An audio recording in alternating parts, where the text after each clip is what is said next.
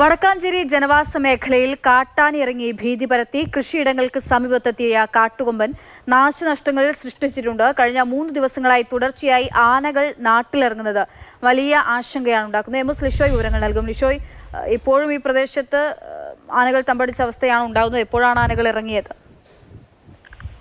രാത്രിയും പുലർച്ചെയുമാണ് ഏറ്റവും അധികം സമയം ആനകൾ ഈ പ്രദേശത്തേക്ക് ഇറങ്ങുന്നത്. അകമല കുഴിയോട് ഭാഗത്താണ് ഈ കാട്ടാന ഇറങ്ങി കൃഷിനാശവും അതുപോലെ തന്നെ മറ്റു പ്രശ്നങ്ങളും ഒക്കെ തന്നെ ഉണ്ടാക്കുന്നത്. കഴിഞ്ഞ 3 ദിവസമായി തുടർച്ചയായി ആനകൾ ഈ മേഖലയിൽ ഉണ്ട് എന്നുള്ളതാണ് അവിടുത്തുകാർ പറയുന്നത്. വലിയ ആശങ്കയാണ്.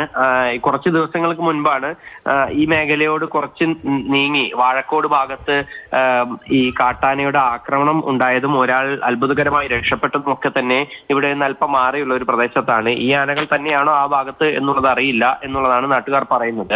എന്തായാലും RRTയുടെ സേവനം സ്ഥിരമായി ഈ മേഖലയിൽ വേണം എന്നുള്ള ഒരു ആവശ്യം ഉന്നയിക്കുന്നു.